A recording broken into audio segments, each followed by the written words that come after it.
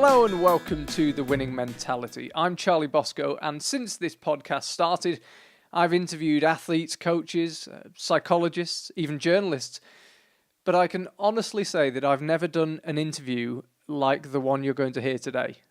I met rugby league prop Jamie Acton over Christmas, and he instantly struck me as a man who'd have an interesting story to tell, because he's not exactly your typical northern tough guy rugby league player. He's massive, he looks like a rugby player, but he's softly spoken. He's clearly very tough because of what he does for a job, but he's thoughtful. And in other words, he's different from stereotypes, and that always makes someone interesting. He grew up in the south of England playing rugby, and then made the switch to rugby league. You'll hear why shortly. But even now he sounds more Johnny Wilkinson than Kevin Sinfield, and is happy to talk about the difference in culture and mindset between the two codes of rugby. However, much as I knew Jamie would have an interesting story to tell, and would be capable of telling it eloquently, I wasn't expecting his raw honesty about the realities of being a professional sports person. As a rule, active athletes don't open up about how they feel and sport, and the care of professional sports people is poorer as a result. Jamie's searing honesty and openness should be an example to anyone of what courage really looks like. Forget the physical battle of rugby. Saying that you're not okay is sometimes the toughest challenge of all. Jamie, welcome. Thank you for coming on and hosting me in your lovely home up in the dark north of England. Welcome. And just from that one word, people might have already sussed out that you are not a typical rugby league player. Grew up down south. Yeah. How does a young man growing up in Buckinghamshire end up playing professional rugby league in the northwest of England? Yeah, it was a weird one. I had a probably different upbringing from most of the rugby league players up north. I like the differences. I think the differences have been a positive thing and probably maybe a slightly negative thing. It depends on how you look at it. But yeah, I grew up, I went to a grammar school in Buckinghamshire, as you said. I started playing rugby from a young age, but that was rugby union, so different code. Like most rugby union, like most southern players, we all play rugby union. And only really got my first taste of rugby league after a shoulder injury when I was quite young. And to get fit, my dad took me down to a amateur rugby league side and Hempstead Stags. And from then on, I fell in love with it, kept playing, and got my first professional contract part-time for Wigan, moving up here.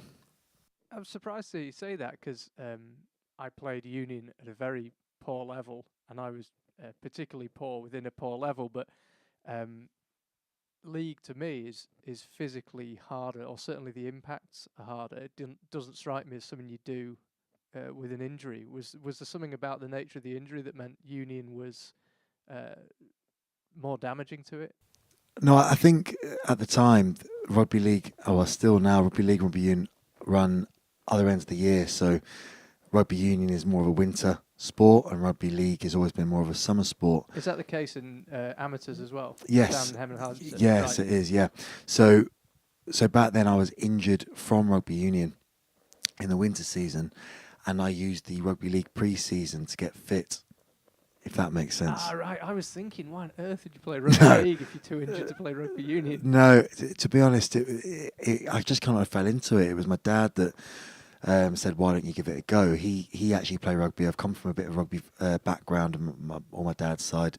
My uncle was a good player and probably could have played for his country, but got a groin injury that stopped him.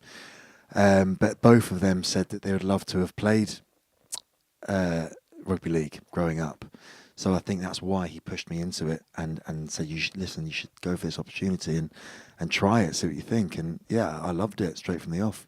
How is rugby league perceived in southern rugby circles? What was your perception of it before you started? Do people look down on it slightly?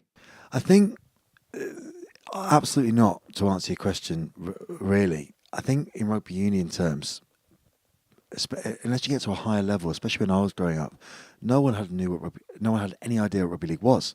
So if you ask someone at school or friends, anyone really that I knew what rugby league was, they had no idea, no concept of what the premise of rugby league was. And I've always felt, playing both codes, that rugby league has a little bit of a chip on its shoulder about rugby union. Kick and clap, they call it, don't they? Yeah. But when I moved up, I was, whenever I was mentioned that I had a union background, people within the rugby league circles were very quick to jump on that and say, oh, why did you play that? It's just, like you said, kick and clap. Quite a few negative connotations attached to sport. Not everyone, I'm just saying in general. Whereas rugby league, it's almost unknown. People just don't know what the sport is, and I think that's a real problem because it's a slight failure on rugby league's part, I think, because rugby league is a fantastic sport. It's an incredible sport, probably the best sport in the world in my opinion, especially for a spectator. You can watch rugby league as someone who knows nothing about rugby and love it, really enjoy it. You take 6 attempts to try and score a try. If you don't, you give it to the next opposition and it's their go. Rugby union is for the players. It was created to benefit players of all shapes and sizes at rugby school in the days of William Webb Ellis, and basically it was designed so that all players could have a role and play against each other from opposing schools. After a while, they developed a set of rules called rugby football rules, initially governed by rugby school, in which private schools would play this sport against each other. And that's really how rugby started. It only then differentiated when, as you probably know, rugby league players, factory workers and kind of miners and things in the north of England, wanted time off work to be able to go and play, but couldn't afford to do it.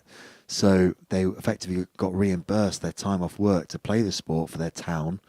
Rugby union didn't like it, and so they went their own way. And I think it was called the Northern Union that they started off with in rugby league, and that's initially where the divide happened. So from that kind of standpoint, rugby league was always going to have a chip on its shoulder against rugby union because the rugby union governing body didn't allow the league players to play the sport and get paid for it. So it's always had quite a distinct identity. Totally, yeah. So was it the all-action element of it that made you switch? Did you just find in league it was just all go? What position were you playing in union, by the way? Oh, I played blindside flanker. I was going to say I thought maybe number 8. Back row, but I mixed it up. I played in the centres a little bit as well. So, yeah, again, I really enjoyed my time playing rugby union. I loved it. I've got some great memories. But I think when I started playing rugby league, I loved the culture.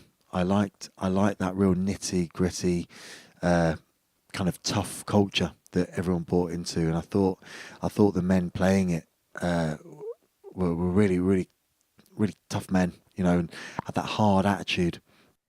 Yeah, well, we should say actually we're at your house in Wigan, which is pretty much the heartland of rugby league. Well, people in St Helens and Leeds will be smashing their phone when I say that. But Wigan is undoubtedly one of the hotbeds of rugby league in the world, and it's a tough town. I mean, I grew up in this region. I'm staying with my parents. It's 15 minutes away, so this is not in any way a criticism, but Wigan, St Helens, Leeds, Warrington, they're tough towns. Yeah, they are. Tough places. They're tough towns. And in my career so far as a rugby league player, I've not met many players who play the sport that aren't generally tough. And I think that's a good thing. I think it's great for rugby league. But also, I think it's too much sometimes. I think there's probably not enough weight behind mindset of players and the support for mental health, because a lot of players are told to kind of toughen up, man up, that old saying. And I think rugby union, maybe due to the extra finances and support and education from people running it, have a little bit more weight in terms of supporting mental health and supporting players on that side of things. And I think rugby league still has a massive way to go. Do you think, well, first thing, What was it about the fact that the guys were tough that appealed to you? Was it, as a young man, you want to be tough as well? Totally. I think my mum and dad separated when I was quite young, and I think I was looking for a male role model and some sort of something in my life to give me that sort of discipline and that boundary. And I think rugby league was my first time I had men around me that was big, strong men, these tough blokes from predominantly impoverished backgrounds that just kind of turned up, got on with it, and ran really hard at the weekend and didn't moan. Had cuts all over their faces and injuries and bones falling off and etc. And just turned up and got on with it. And I just thought it was a real eye opener to this is the kind of man that I want to be. And I strive to be, and it was my first example of it. So obviously I just bought into that culture and just tried to emulate what they were doing. Do you think it's now, I'm sensing from what you said just before I asked you that you think that's now potentially becoming a problem? I absolutely believe so. It is a machoism, isn't it? Yeah, it's you get that element of macho-ness, as you put it, and yeah, it might be macho-ness actually. Yeah, someone will correct me.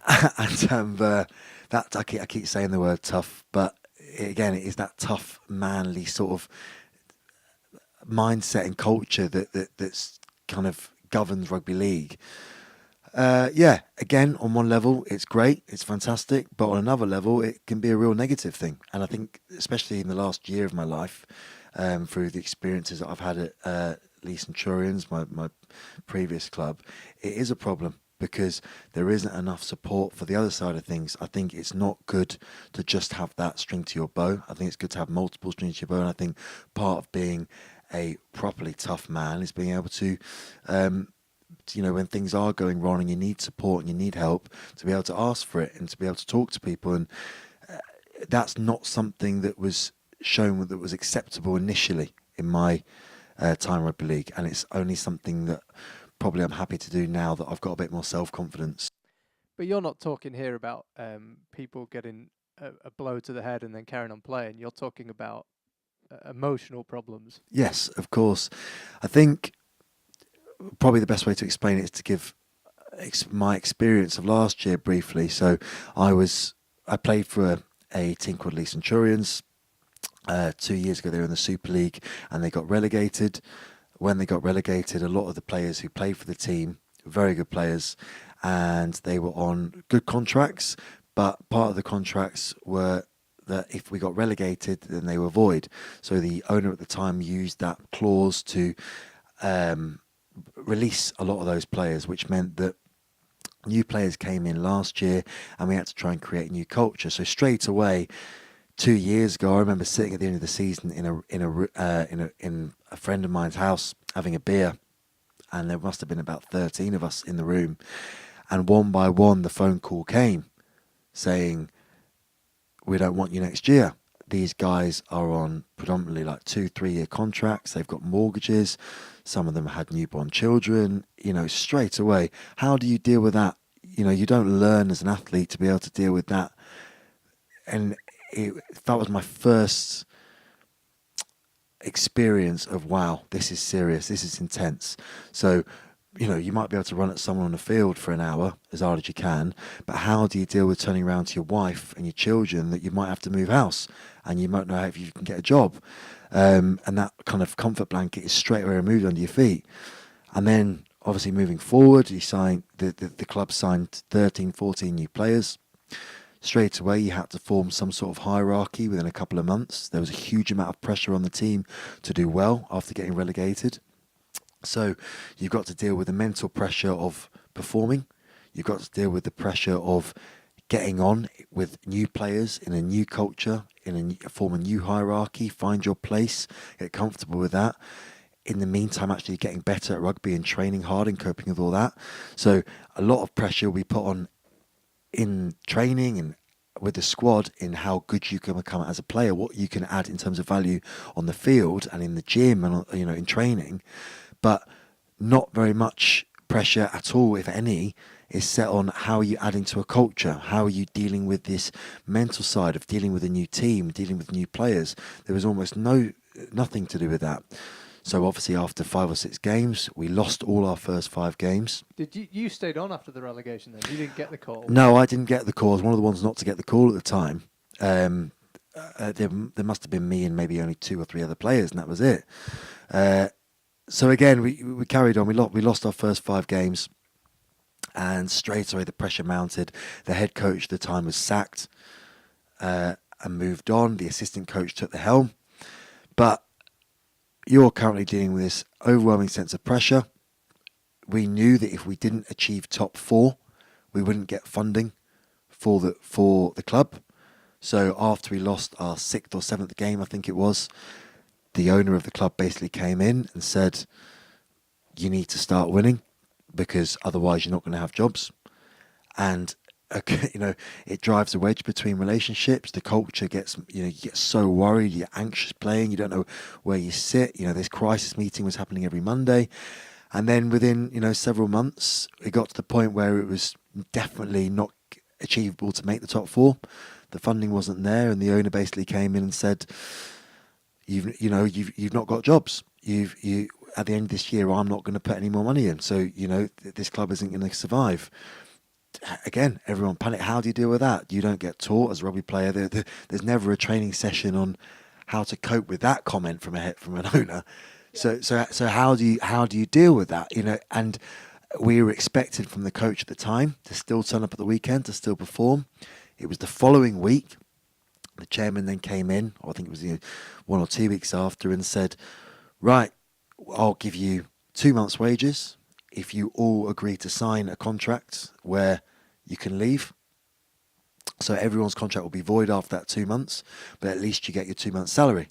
So you've got half the team that are on maybe their last year of contract, which don't mind leaving, signing that contract because they could go to another club, etc. And you've got other players like myself at the time just signed a 4-year deal. A really good contract, turning down other high profile clubs to get that contract, and suddenly you think, oh my God, what am I going to do? And you've still got to turn up for these players. You worrying about your job. You don't want to sign this contract, but the other players are. Again, how do you deal with it? It must be toxic for the culture. Absolutely toxic, but fundamentally the problem is it's never talked about. So the pressure's still on at this moment in time. How are you performing at the weekend? But how are you supposed to perform when half the guys are trying to impress scouts from other clubs, half of them don't want to be there, and almost everyone's hacked off with the whole thing? Well, I'm probably still trying to learn how you perform in that instant. Doesn't sound like anyone really managed it, understandably. No, and I think it's really hard. I think if you try and empathise with anyone in any situation, the owner of the club had pumped millions of pounds into the club to try and make it successful, and it hadn't been successful. So what does he do in that situation? He's just trying to make this club successful, and probably out of sheer frustration and upset, maybe isn't managing things as effective as he could have done and going the right way about it. But he's got his own company to think of at the same time. You've got the coaches at the time who were worried about their heads being on the block for the club being successful and performing. They're taking it very personally, and at the same time they're having the chairman answering to the chairman about all the things that are going wrong. You've got the players individually dealing with things, their own mindfulness and well-being, as well as actually performance and their careers. So you can empathise with everyone in the situation, but ultimately there was no one that actually took control of it. And I think, in my opinion, it starts from the top. But it was an awful situation. But I think the point I'm trying to make is that you're not taught to deal with these sorts of things. So you're taught to be tough and get on with things. If you're injured, if you have a broken nose, you just put it back into place and you carry on going, or whatever it is. But actually, comparatively, if I had to break my nose 10 times and run at someone compared to deal with the emotional trauma that we had to go through last year, I would take broken my nose every single day. It really is incomparable in terms of the heartache and the pain and the stress that comes with that mental adversity that you have to deal with, especially at the point, which is probably one of the last meetings, where the chairman came in and said to all of us, right, either you all sign this contract, so this release contract with the 2-month wages, or it's not agreeable for anyone. So what he did is effectively put it in. So if you don't all sign it, no one can have it. So he basically said, if you don't all sign it, no one can have it. And that was the last meeting, which meant that the 2 or 3 players that didn't want to sign the contract, including you. Well, initially me at the time, had to then face up to the other 18 lads in the team and say, the reason why I'm not letting you get paid this month is because I want to be selfish. So obviously, within a week, the 3 or 4 players turned round out of guilt and said, no, look, right, we'll all sign it. We're not letting you guys go without. And the chairman at the time promised for the club to fold and to collapse, and he was taking all his money out, and he was, if we didn't all sign this contract, he'd liquidate the club. And he said, for the fans, you've got to keep the club going. If you don't all leave, you're going to kill this club. And ultimately, out of guilt, out of trying to do the right thing, we all agreed to sign it. We all left, and within 2 months, the club was back up and running. No. With a new team, new signings, he basically started again. So it was kind of it was again. And what do you do? Either I could quite easily sit here and try and slag him off, but at the end of the day, all he's trying to do is do what he thinks is right for the club. And as owners in rugby league do, they are fundamental in the sport's success at the moment. The only reason that Lee Centurions exists at the moment is because of that owner. And if he has complete ownership and he's willing to fund that on his own, then why shouldn't he be able to say whatever and do whatever he wants with that business? It's completely up to him. It's annoying from a personal perspective, but if I look at it objectively, he is in his right to do all those things. So as hard as it is, I think the only way it can change is if the guidelines and the rugby league governing body make it so that isn't possible. If I was to go and buy a car on finance now, and after 8 months decide that it's too expensive for me and I don't really like it anymore, I can't just say I give it back and say I don't want it. It's not how our world works. But in rugby league, that is how it works. So if the guidelines enable you to do it, why not? Well, one thing we should point out, by the way, is this isn't football. You guys are not you make a nice living, but you're not making enough money that after 2 seasons, really you don't need the money you set up for life. Do you think the lack of support and the lack of anyone really doing anything to help is a symptom of this, we just need to be tough mentality? Yes, I do. I think that it's... the players don't get together because they don't want to be the guy that says, hey, look, I've got a mortgage to pay and Absolutely. my marriage isn't going very well and I need this. I think if you were to mention any of those things, you become vulnerable, don't you? And I think probably in rugby union and rugby league, it's similar. You don't want to come into a changing room or to a player's room in the day and start saying about how bad your marriage is or all your problems at home.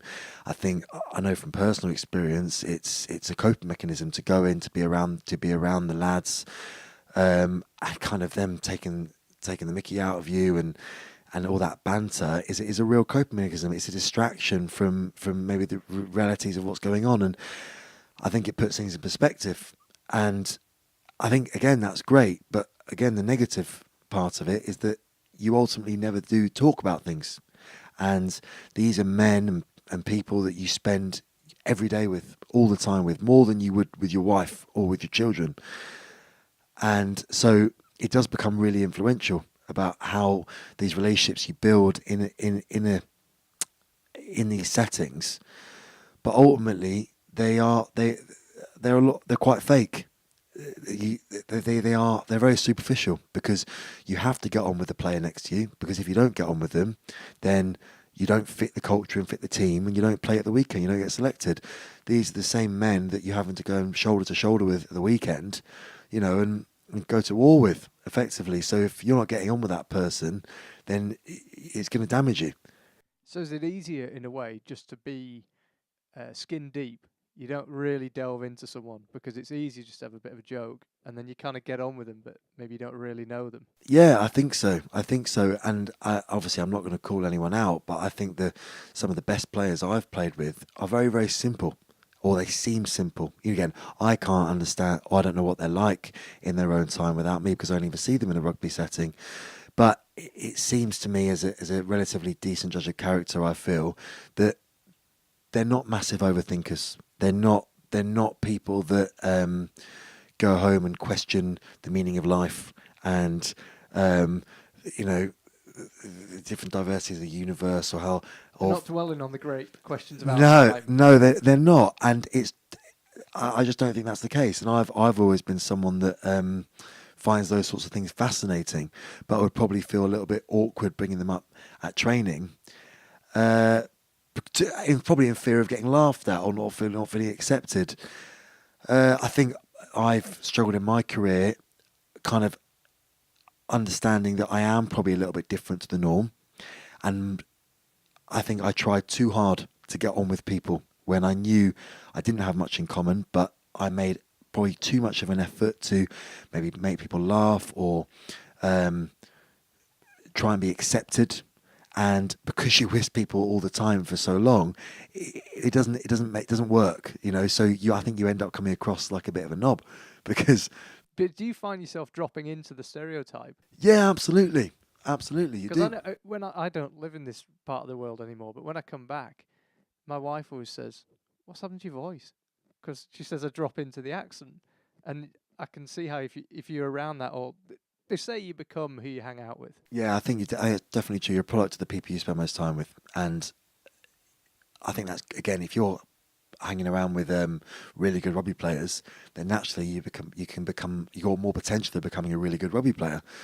Again, but if you're around people that aren't talking about their feelings, aren't talking about what's going on at home, if they are depressed, if they're suffering with things and suffering with mental health, and they're not talking about it, then you become someone who doesn't talk about that kind of stuff, and you deal with it in different ways.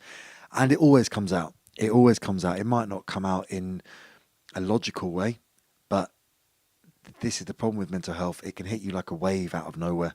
And I think a lot of players suffer in silence, and it has to become something that's accepted and that's talked about, and people feel confident enough to be able to, speak to friends and speak to people. The idea of going, "How are you today? How are you feeling?" I'm fine. I'm great.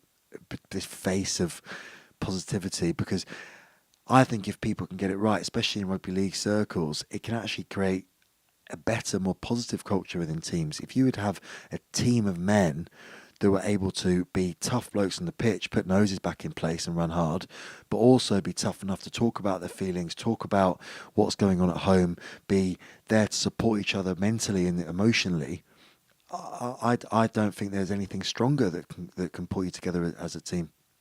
So you're on the inside. You're still playing now, semi-professionally, but a high standard, and potentially looking to get back into the professional game, I'm guessing.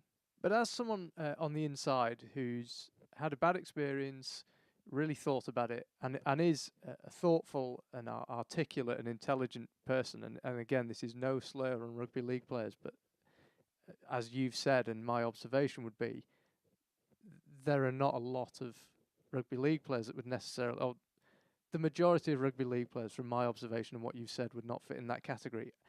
As someone who is thoughtful and articulate and dwells on things, and someone who's on the inside, what do you think needs to be done?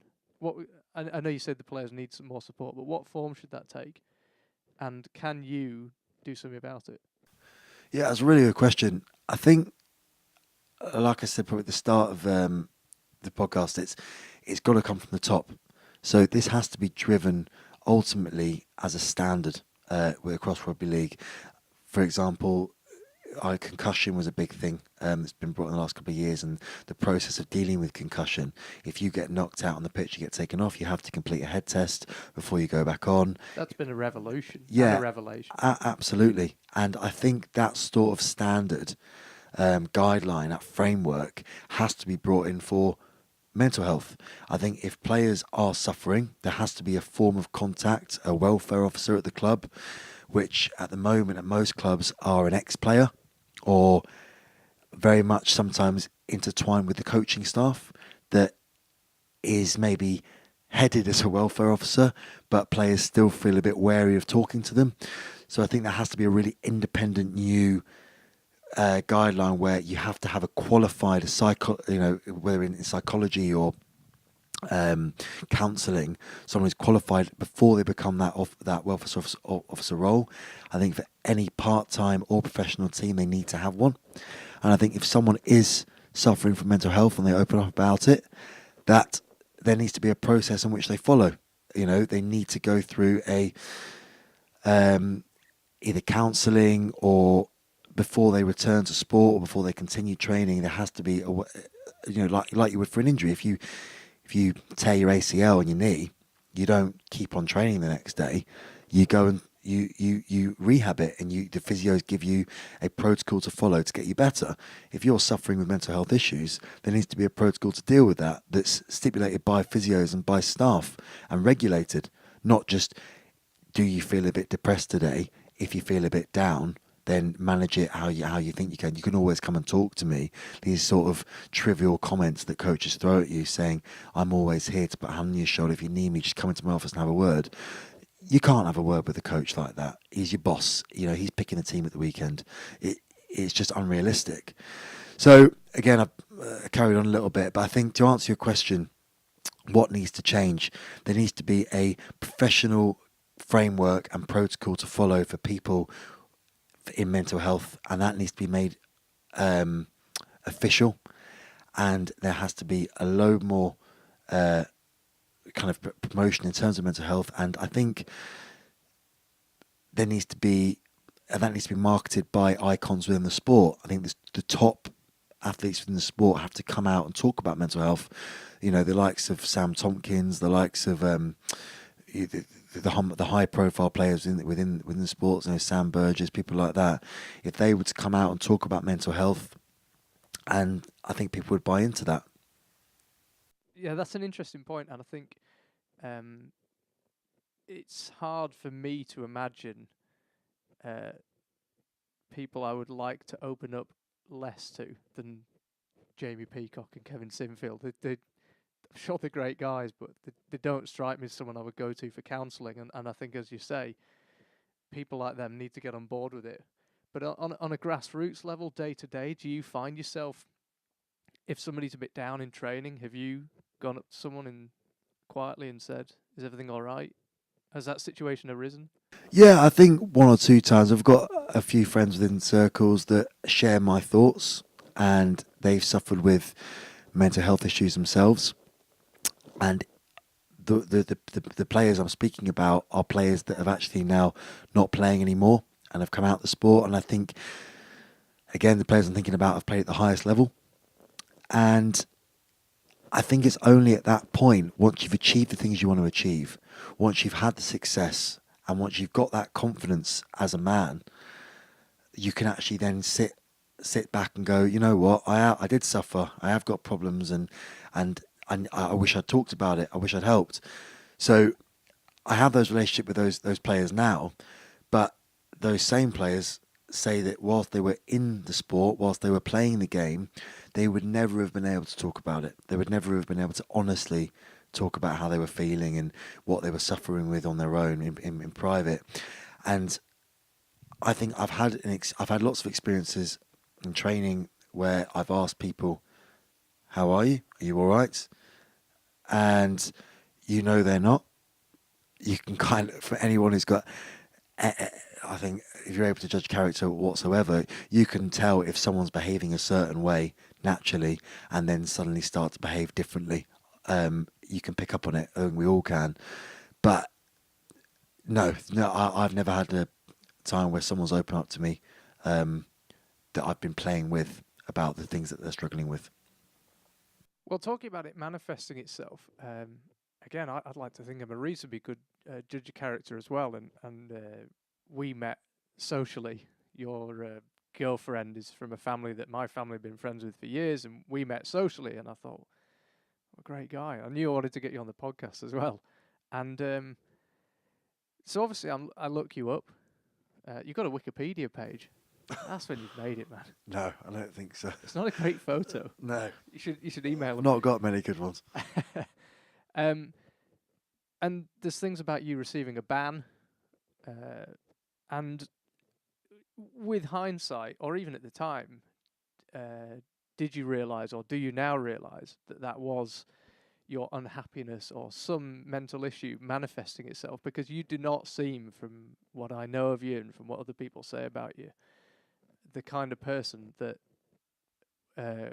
would have disciplinary issues or would have a fight, and it's a violent game. But you know what I mean? With hindsight, was that a manifestation of something else? Yeah, I this is something that I've battled with my whole career, to be honest. Going back to when I first started playing rugby league, I told you about, my parents separated when I was quite young.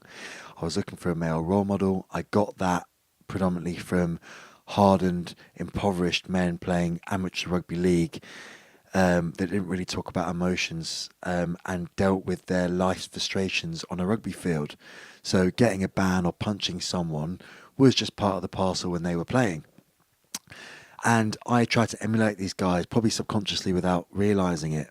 And part of that was good. I think, most coaches or teams I've played for have said that, I'm not willing to take the kind of a backward step, and I'm always willing to front up and play quite tough like that, which is probably a response of my upbringing, my learning off these guys that I learned off initially.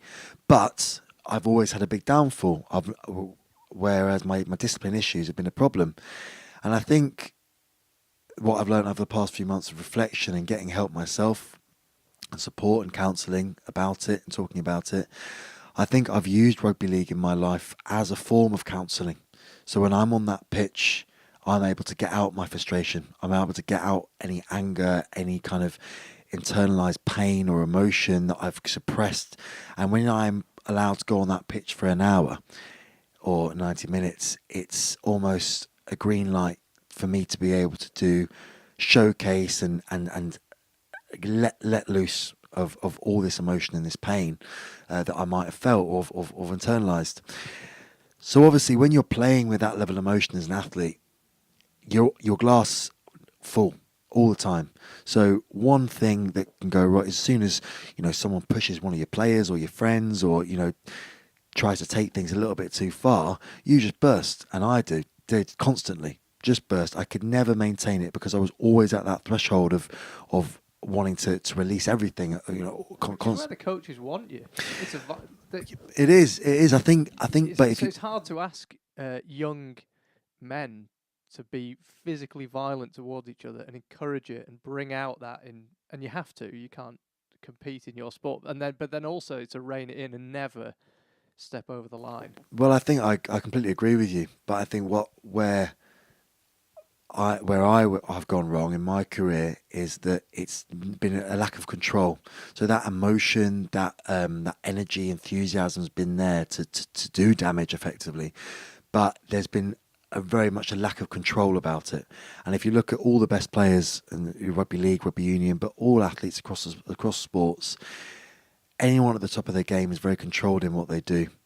We spoke off the microphone earlier about the ability for athletes to stay relaxed and composed and to be able to switch in and out of this state of focus consistently. And the best players I've played with have been these players that can train for an hour and be completely driven and focused and immersed in what they're doing. But then the minute the training stops and the whistle goes, they can be in the players' room, being the biggest joker around. And this ability to switch in and out was something that I never mastered, never able to do. I was either all or nothing, and it caused me problems in training even. I would go too hard. We'd do a training full contact session, and, I had training sessions years ago where I'd be injuring my own players and going too hard. We just had no idea how to go, how this blend of either complete hyper focus or kind of this relaxed, composed state. And I think from what you said at the beginning, is this a product of me, of my emotion not being able to talk about things? And I think absolutely.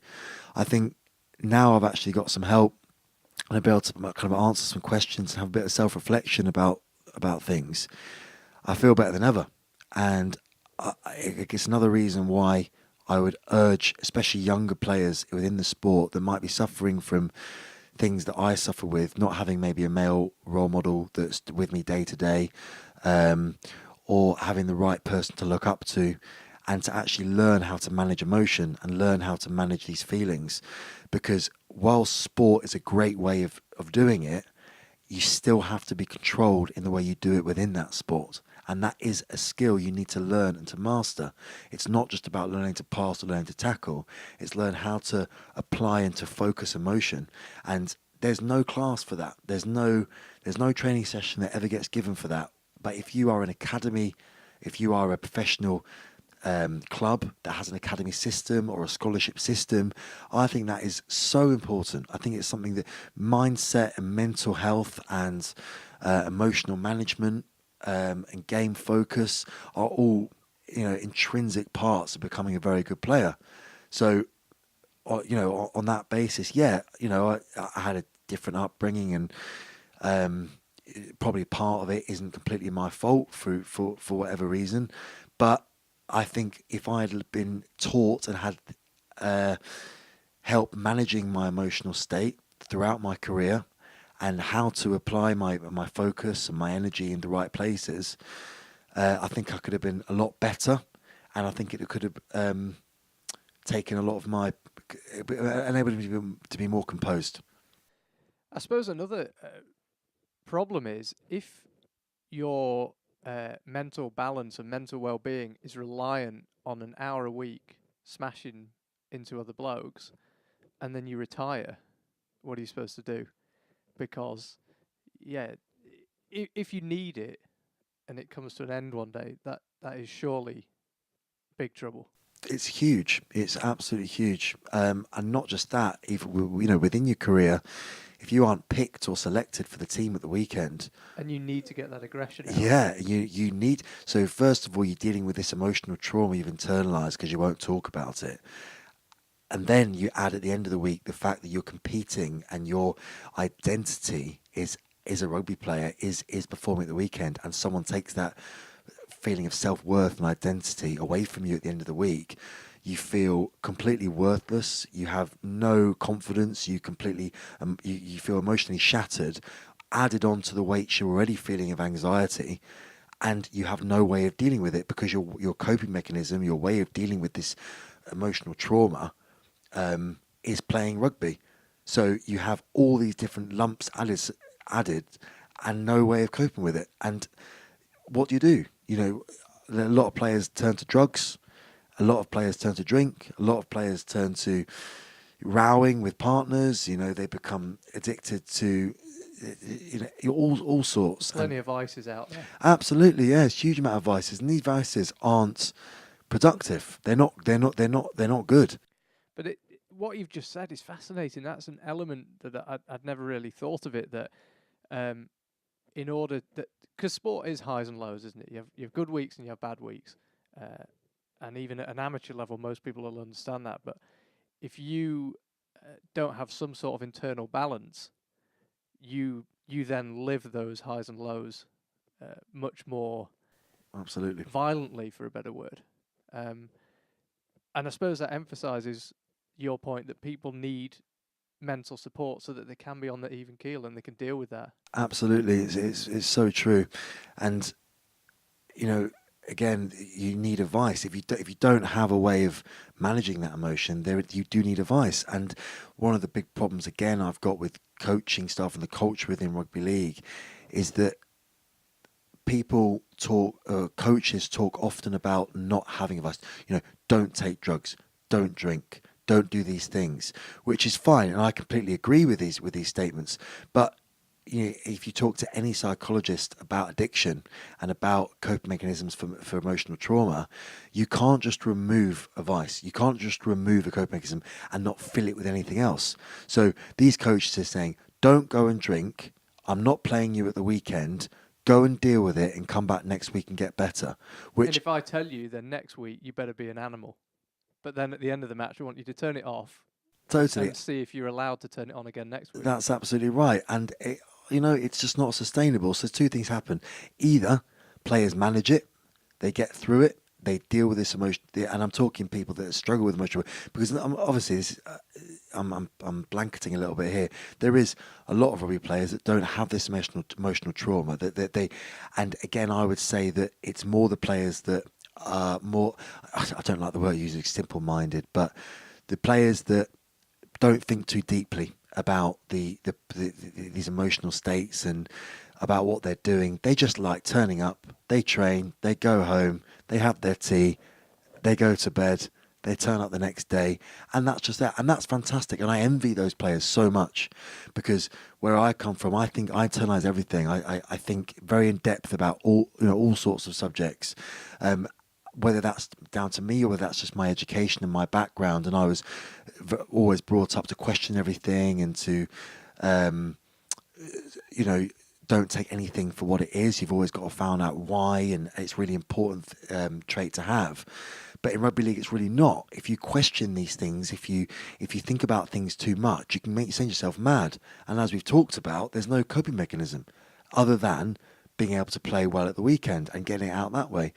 And for those players that we've talked about that probably are more similar to me that do internalize stuff, if you do take that away from them and send them under emotional turmoil, because even if you're picking them, but they might not be playing very well, that's the same sort of effect. You feel worthless, you feel rubbish, but you have no coping mechanism.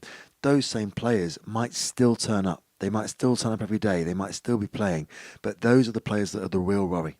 Because at the end of their careers, there's some point where everything just goes wrong and it collapses. And these are the players you have to really worry about. Thank good, I'm lucky to be one of those players that, for everything that happened last year, that it's actually made me question what I'm doing and go and seek help and go and seek advice and support and counselling. And it's been probably one of the best things I've ever done.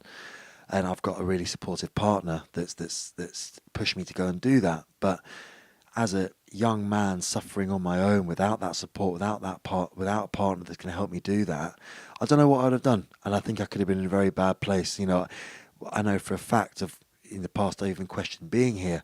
And when you're having those sorts of thoughts as an athlete, which I'm sure I'm not on my own in doing, it's scary. It's really scary. And to think that there's no real support out there for that sort of stuff is a worry. Well, that is a fascinating insight, and I don't know if you've listened to the podcast I did with Tony Smith, but he's now involved with this. Yes. In soccer, football, going to speak to coaches, and he said, and it's always stuck with me. He said it's such an easy cop out to say they've got lots of money, because it doesn't. He said the average tenure of a coach is 2 years. So your family moves house every 2 years. Your kids get bullied at school. Your wife gets hacked off moving. You've got a difficult relationship with your star player. You don't like the chairman. The fans are on your back. He said, the fact you've got a lot of money is neither here nor there. And he's now providing support to Premiership managers who a lot of people, again, lazily would say, well, they don't need any support. Look at the life they live. But what would your advice be to people getting into sport? So that someone like Tony doesn't have to come and intervene. Would you say that, not everyone, because like you said, we're all different, but would you say that anybody getting into sport should consider what their mindset is and potentially preemptively seek help or try and find balance? Yeah, so two things. First of all, to answer that question, I would say that in rugby league there is a body which was set up by a footballer. Where every year, each rugby team has a kind of a talk about the fundamentals of mental health, and we get given a number that you can ring, and you can get counselling for free, and anonymously. Anonymously, which is fine. The problem is that there is no communication between this counselling and the rugby team, and therefore, if you are suffering, you suffer in silence from your team. And I'm not advocating. I think it's important for a psychologist. If you are having problems, to go and announce it to your whole team. I don't think that's going to be very productive at all. But there needs to be some way of managing that internally, so that the club can know that you are suffering, and there is a protocol to follow. And ideally, that it be open enough so people consider it as bad as breaking a leg or snapping your ACL. Joe Bloggs from the team is suffering with depression at the moment. Well, that's as poignant as his snapping his ACL. It has an equal weight behind it. At the moment, it's an additional thing. And when we do have these meetings, I remember it's very much mick taking. It's loads of banter around the meeting. People don't really buy into the whole process. And I suppose as well, it's solving a problem rather than preventing it. It very much feels like that. It feels like it's the club ticking a box to say that they've helped the players with mental health. But the minute that meeting's over, it's right back to the reality. Let's carry on, toughen up. Yeah. And it's just not. It's not there that it should be. And I think that was an excellent point you made as well. That there's a clear disconnect, because you might be having this deep conversation with someone at the end of the anonymous line, and you had the courage to call them, and it obviously requires massive courage. You had the courage to call them, but the coach doesn't know it. And this psychologist really should be saying to the coach, this guy's struggling, don't think any less of him, don't not pick him. I'm just telling you this is his mental state, and whereas you might have treated him this way, I would recommend, for my analysis of his mental state, you treat him this way, and that doesn't happen. Yeah, no, totally not. And I ultimately believe that all, especially coaches at the highest level, should understand psychology. They should understand how to manage people suffering from these problems in the same way any good coach will understand most common injuries in rugby league, and understand the turnaround time for rehabilitation and how to respond differently with training and exercise, etc. So it's one of the same thing, but there's just not enough weight behind it, and I think it's a problem. It's a massive problem, and it's one of these things that it's going to be too late. But before, if it carries on, people need to get that support and help. So, sorry, to answer your first question, what advice would I give for a young player coming in? I think to avoid these problems, I think from a very young age, but even as you get older through your career, it's important in any job to have a sense of purpose. And I think you need to establish what your sense of purpose is very clearly as an athlete. And if your sense of purpose is whether you get picked at the weekend, you're on an unstable ground already, because that's out of your control. And I think your sense of purpose needs to be very much something you're in control of, and you need to be accountable for that. So having a sense of purpose, whereas, have I turned up? Have I trained to my full potential? And I think coaches need to reward that structure. You haven't been picked at the weekend because you're not good enough, or this player's better than you. I always admired coaches that was clear with you like that. And I think a lot of players share my philosophy. The worst thing you want to hear is, I'm not picking you this week because I'm giving you a rest, or I don't know what, you've just missed out. I can't really give you a reason, but I'm just not going with you this week. It's just the most painful, frustrating thing as a player. All you want to hear is, you're not quite good enough at the moment, or you've mucked up here, or this player's better than you. You need to go work away and work on X, Y, and Z, and you'll get better. And if you get those right, I'll pick you. But again, you need to have a sense of purpose that you're accountable and you're in control of. So training,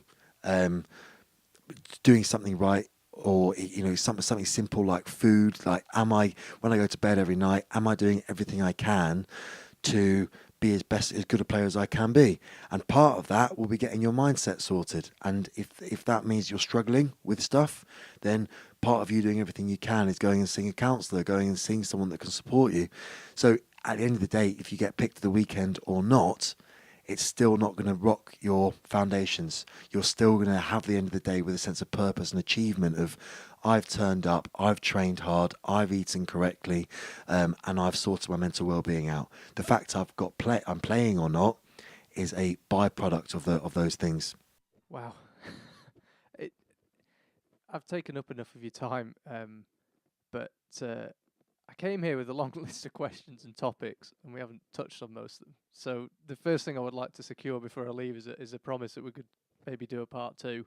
Yeah, absolutely. Okay, great. I knew, as I say, we'd met socially. I knew that you would be articulate and thoughtful, but I have to say I didn't expect we'd have the conversation we've had. But I certainly can't ever remember doing a more honest interview. Oh, thank you very much. It's very impressive. And I don't remember who it was who said all it takes for evil for triumph is for good people to do nothing. And it's so true. And to have someone who is still in the game and still relies on it for their living and still is open to public criticism or criticism from their teammates to stand up and be so honest, I think is something that should really be applauded. And thank you on behalf of, I think, of people that will benefit from hearing this.